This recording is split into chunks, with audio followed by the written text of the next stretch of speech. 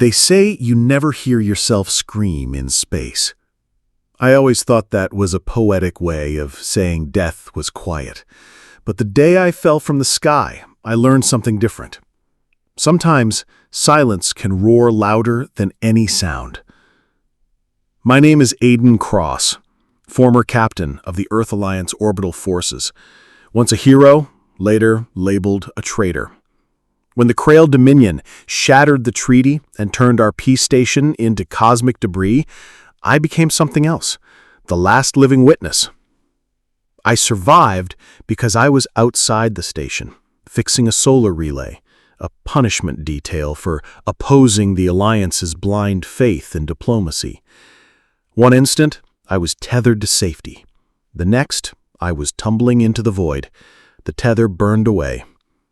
Earth loomed below me like a judgment. Fire bloomed in the upper atmosphere, and I braced for what felt like my final descent. My suit's AI, Tessa, struggled to stabilize me, but with the microthrusters shot, we were passengers of fate. Then came fire, re-entry, pain, silence. When I woke, I wasn't dead. I wasn't even on Earth. I was half buried in soot, lying on a shattered plane of black glass. The sky was a torn bruise, filled with fractured moons.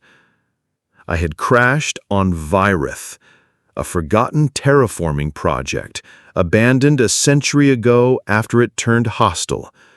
A dead planet, or so we thought. Tessa was still online, flickering and glitchy but functional.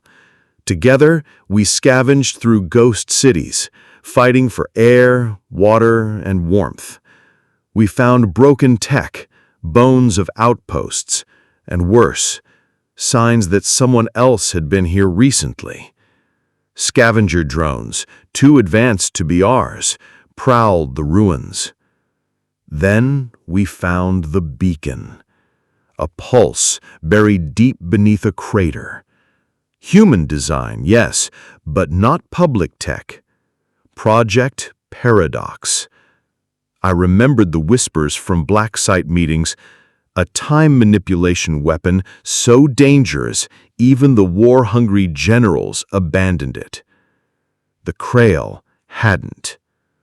They were rewriting time, erasing Earth retroactively. Not war, erasure.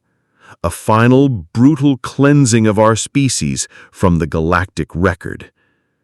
And I, a discarded soldier, was the last one left to stop them.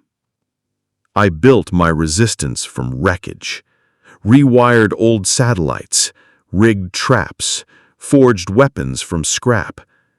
Every night, the drones returned, faster, smarter, hunting me. Every day, I struck back.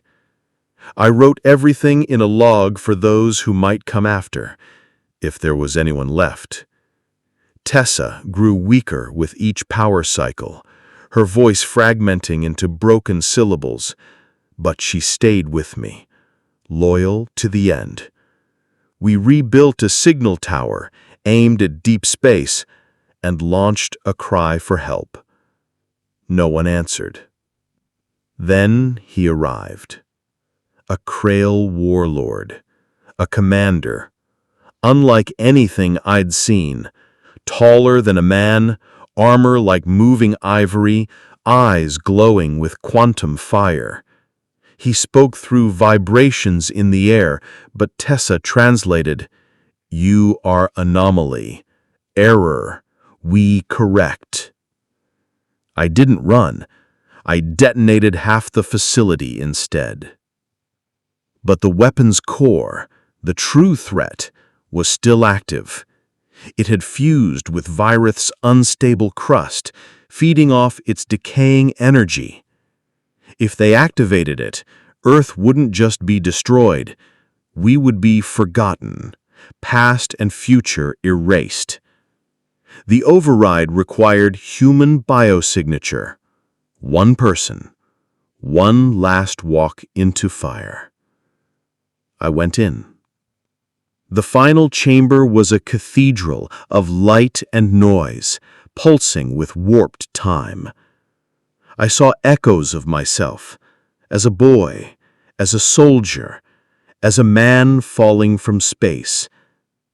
I saw Earth, in ruins, in hope, in birth. I placed my hand on the interface. Tessa asked me one last time, "Are you sure?" I smiled. Yes. The core pulsed once, then exploded. The blast didn't just shatter the facility, it sent a wave through space-time. Drones froze mid-air. The warlord cracked and disintegrated into dust. And somewhere, across the blackness of space, human signals began lighting up. Mars, Europa, the Belt. They were still there.